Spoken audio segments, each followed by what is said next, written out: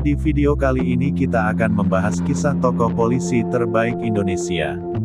Dikutip dari faktatokoh.com, Hoegeng Imam Santoso adalah polisi selalu menolak sogokan dalam bentuk apapun, sekalipun disogok dengan segala sesuatu yang bernilai jutaan bahkan miliaran. Dirinya juga berpesan bahwa jabatan polisi jangan sampai dibeli.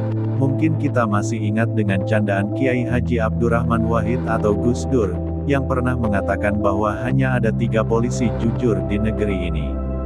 3 polisi tersebut diantaranya adalah polisi tidur, patung polisi, dan polisi Hoegeng. Pada tanggal 15 Mei tahun 1968, Hoegeng diangkat menjadi Kepala Kepolisian Negara, menggantikan Sucipto Judodiharjo. Ia dilantik oleh Presiden Soekarno menjadi Panglima Angkatan Kepolisian Republik Indonesia, dengan Inspektur Upacara, Jenderal Soeharto. Biografi singkat Hoegeng Imam Santoso adalah putra dari pasangan Sukaryo Karyo Hatmojo dan Umi Kalsum. Lahir di kota Pekalongan, pada tanggal 14 Oktober tahun 1921.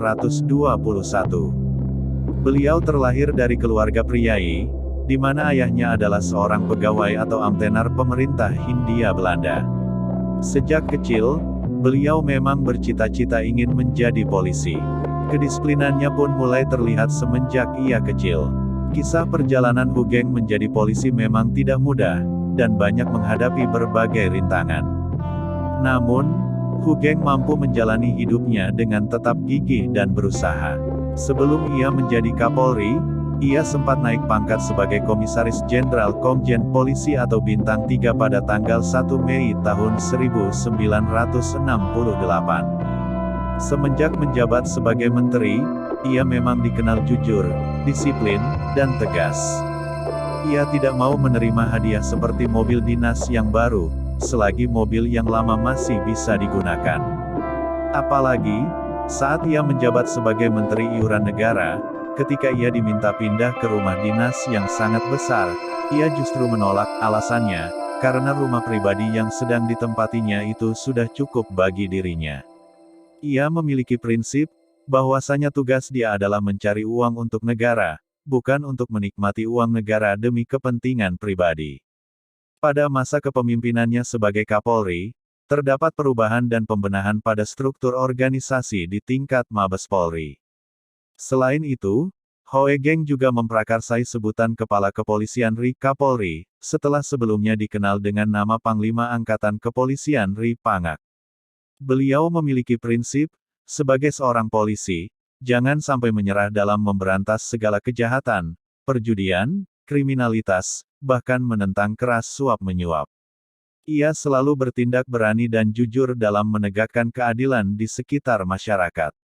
Ada sebuah kata mutiara darinya yang cukup inspiratif, yaitu, baik menjadi orang penting, tapi lebih penting jadi orang baik. Seiring berjalannya waktu, pada umur 82 tahun Hoegeng tutup usia meninggalkan istrinya, Mary Ruslani, dan ketiga anaknya. Tepat pada tanggal 14 Juli tahun 2004 di Rumah Sakit Cipto Mangunkusumo akibat penyakit stroke dan jantung. Sebelum meninggalnya, ia berwasiat tidak mau dimakamkan di Taman Makam Pahlawan Kalibata. Sehingga, ia akhirnya dimakamkan di Pemakaman Umum Giritama, Bogor.